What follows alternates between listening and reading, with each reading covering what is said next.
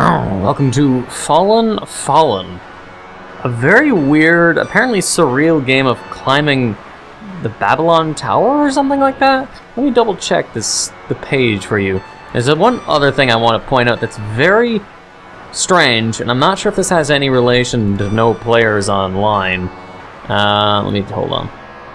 Bleh. It says that Ward D here. There has to be something up with this person. It makes no sense. Like, genuinely, it makes no sense. Let me check the game straight. The Fear of Lord... No, okay, wait. I had it on the game's GameStop page had more information.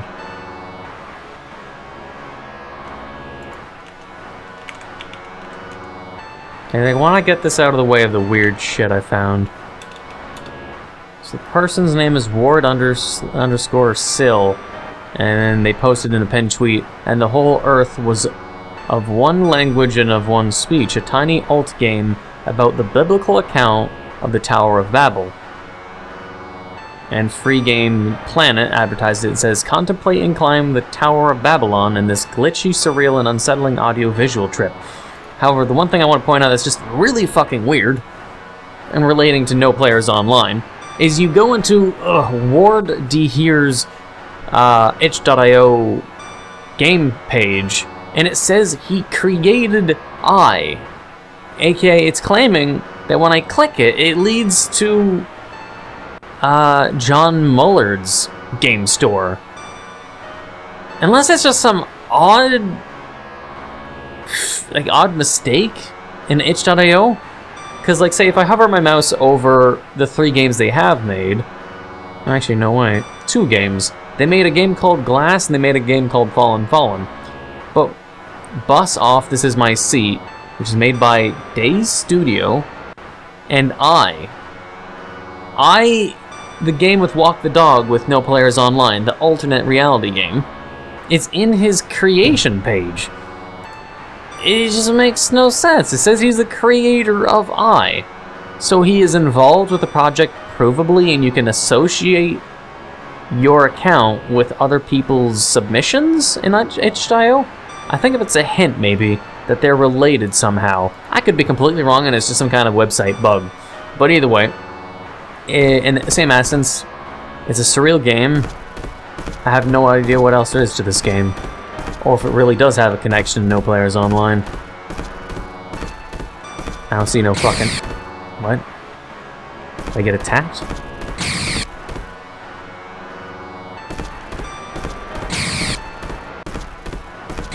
Am I not allowed to go in that direction or something? Fucking weird. Oh. A coffin? And a hanging?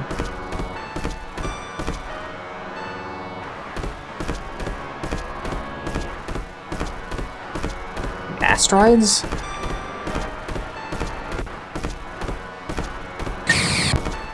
And the Lord came down to see the city and the tower, which the children... What? What? Wait, what?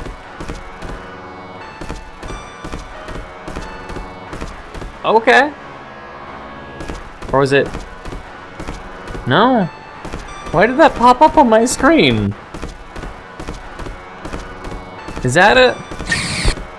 And the Lord said, behold, the people is one, and they have all one language, and this they began to go?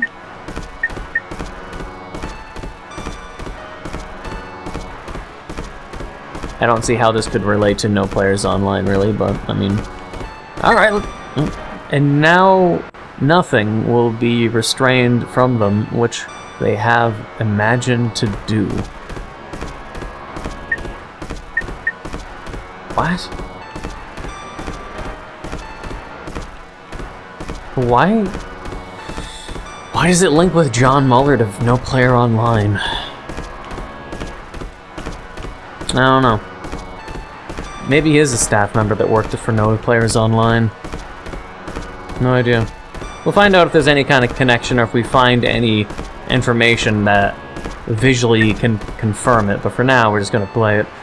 Go to, let us go down, and there... Confound? What? It's hard to read, honestly.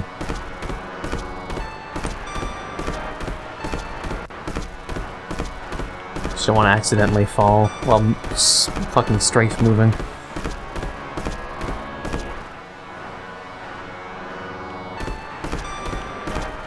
Who knows if I'm missing any secrets from just simply climbing to the top and not trying to go there or something.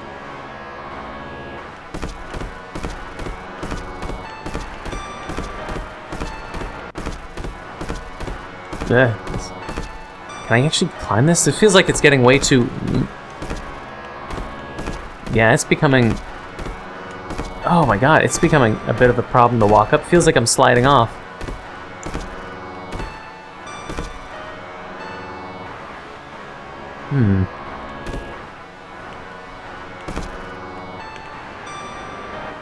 There we go. Was I just walking on the wall the whole time, or did it tilt? I think it tilted, simply. Weird. So the Lord scattered them abroad from thence upon the face of all the earth, and they left off to build the city.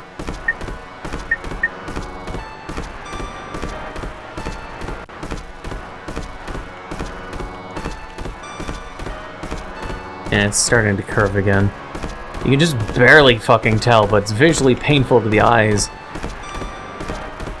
Wait. Okay. I don't know how high we're going to be going, but...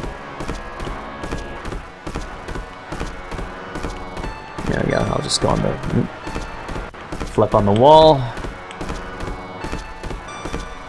Like, maybe it's hard to see the recording, or maybe not.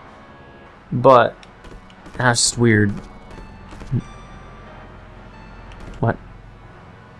Something coming at me?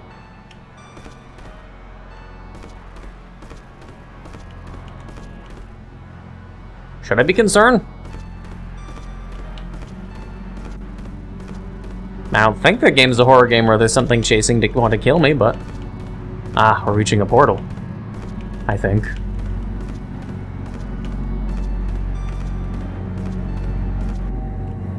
Therefore is the name of it called Babel, because the Lord did there confound the language of all the earth, and from thence did the Lord scatter them abroad upon the face of all the earth. Genesis 11, Proverb 5:9, I think?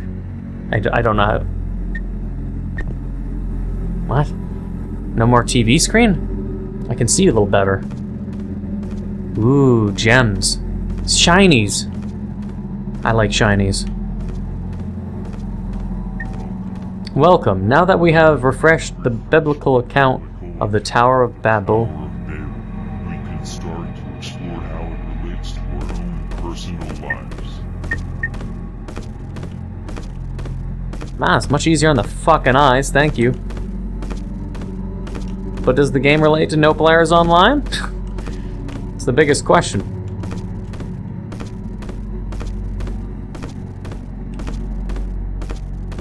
God struck down the Babylonians for their hubris, their pride, their climb to the heavens was, ironically, their downfall.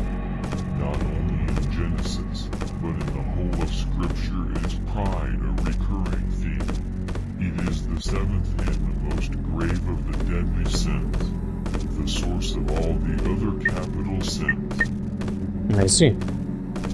I'm not one to really be studying the Bible, so everything would be sort of new to me. This is the father of all sins. It is not by anger or by greed, but by pride that Lucifer fought war against God himself. Being prideful is putting oneself and one's ego in direct opposition of God. C.S. Lewis wrote that pride is the anti-God state. Even Sophocles could tell us that all men make mistakes, but pride is the only crime.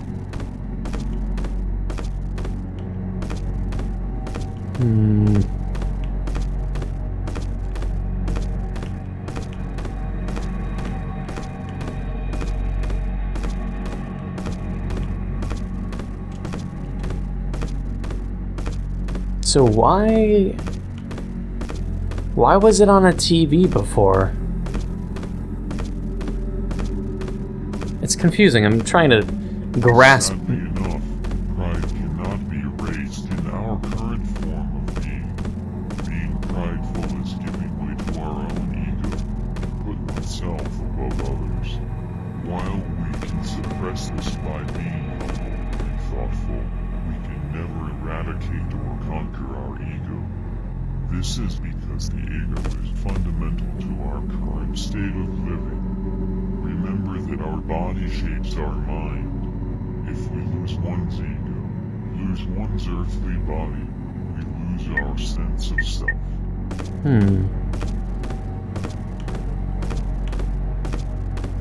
So implying if we lose the ego, we lose a sense of self, but we also lose pride and thus lose the capability of committing the crime of, or sin of pride.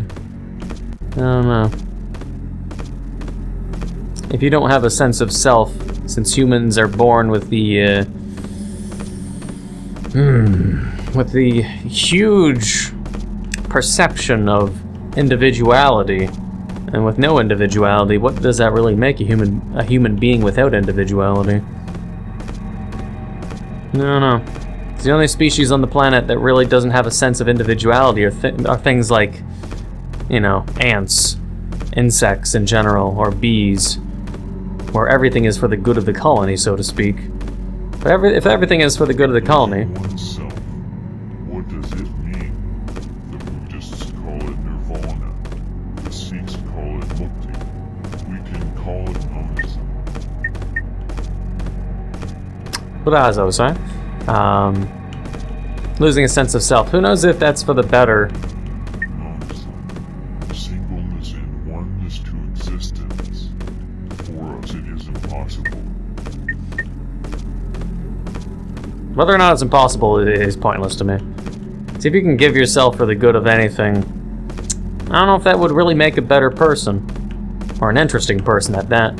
One's individuality is heralded in humankind for being, you know, like... We are trapped in our cage of flesh and bones, being isolated from all of creation, only able to interact with it through flawed senses.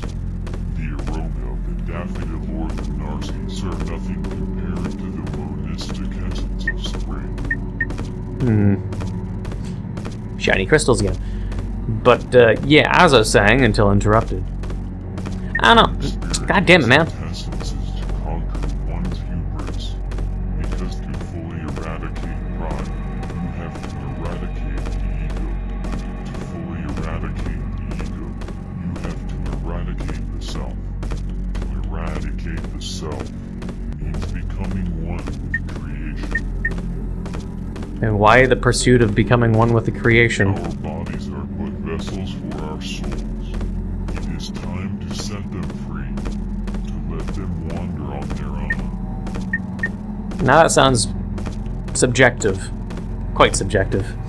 But yeah, I mean... God damn it, man, I want to ramble too. Told us, pride goeth before destruction, and an haughty spirit before a fall. Let this be the destruction of our ego and the fall of the self. I don't know. So I'm gonna ramble and stand here so he doesn't interrupt me with his rambling. What if such a ramble or preach were to be even considered? We had to think of this objective of soul in the body, and we limit ourselves by our pride and by our ego. If you were to cast aside pride can get a lot of people in trouble, and especially egos, inflated egos. But a strong ego can also make a strong human being. So without an ego, without a sense of self, without any form of pride,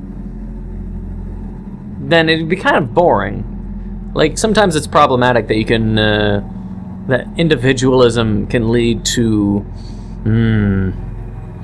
the propulsion of one's immortal complex. There's a book I read called The Denial of Death, where everyone's actions are essentially put only forth because you want to try to make an excuse to sort of distract yourself from the impending doom and pessimistic thought that we are immortal, thus we need to do things to make us feel immortal. Sort of like when Christians or other people put that your actions are only happening because of God's great plan. That people like to do things, in essence, to fuel the ego of presuming that what they do will last forever, even after they die, because the death of one's body is not the death of one's soul. So what you do in the present life has no... What you do in the present only has a foundation for after you die, because the soul will live on, but the body will not. But it's just... Sure, you can make yourself be a good human being, but if you're trying to be a living human with all the flaws, pride or ego or anything, and you be the best human being you can, like you be Keanu Reeves with absolutely no flaws, no faults, and you're just a really stand-up person, and you're really helpful, even if it's not absolutely genuine, even if it's not genuine altruism, even if it's not genuine, but if you can act the part and be good, it's like saying that's all for nothing, because if you may have pride or you may have ego, oh, that might upset God. Oh, fuck you. Man, if I'm a good person as an individualistic standpoint, and I'm a good person to most people around me, and then you have like some person who's like, hey, I'm God, I created you, but since you have a sense of ego, even as helpful and nice as you are, fuck you. You know what I'd say to God? I'd say, fuck you, God. Damn, like, you created us, and you... 11:9. And from thence did the Lord scatter them abroad upon the face of all the earth. You think I'm one be like, if God existed and he gave us all these trials and tribulations and we failed them all, we're such lowly pieces of shit to God. Wow. Well, what does that make God? He made us feel and think this way, and he's saying, oh, it's all humans' fault. Oh, it's our pride and it's our selfishness. Oh, how dare you eat that fucking apple, you piece of shit. I tested you and you failed. Well, fuck you and your fucking tests, you piece of shit. Jesus Christ, man. Damn humans, you're failing all my tests. I'm so embarrassed by you, damn. God's kind of fucking annoying by all these things of, oh, pride, oh, I gave you all these flawed characteristics and you dare have them? Oh, you should have purged them from your body, even though no one knows really how. And most people that preach like this are fucking cultists, or fucking weirdos, or extremists. But yeah, it's annoying. Rambling is annoying when they, like, it just sounds like extremism and sort of shit, you know? Do it. Well, I'm not gonna drink the Kool-Aid, fuck you. I'll go wherever the game wants me to make it so I can beat the game. You telling me to pick a fucking bridge, though?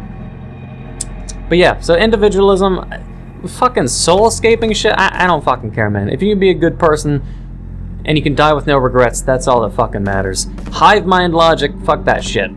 We have individualism, we can't get rid of individualism. We can put others before ourselves, even without pride or ego. You can have pride and ego and put others before yourself. It's called think of a plan that benefits you, but also benefits those around you. That's more or less some forms of egalitarianism. So I mean, fuck off with your, oh, you can't do it unless you fucking splooge your fucking soul out of your body and remove all dignity, all form of self and ego. Can you even do that with your super ego and your fucking, what is it, super ego and the id? I don't think so, man. It's just hogwash. You're telling me just to jump in the virtual game. See, I'm done my rambling. I hope people enjoyed it. If you wanna... Do it. Fine! I'll jump on the crystal. But yeah, if you have any opinions regarding the ramblings of either me or the NPC, please let me know in the comments below. I'd like to hear your ramblings. As for whether or not the game is done, I really don't think it has a connection to No Players Online, though. I'll reboot the game. It's in TV form right now. Why? So I have to think of it thematically, though. Why an old TV which then turns into a clear vision?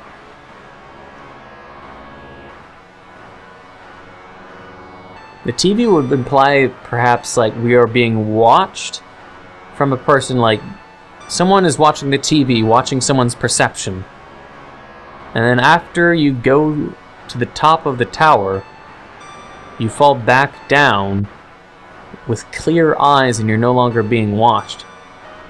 Is it perhaps implied that God is watching us through this TV? Like, the person behind this TV screen is God, and watching the player move. Sort of like a... what do they call it? Like a third person. It's a second person game. With the second person, the person is basically through the perception of God seeing us through the actions of the TV. And after we got to the top of the tower, then it becomes God is gone because our pride and dignity and whatnot made us so we climbed to the top of the tower.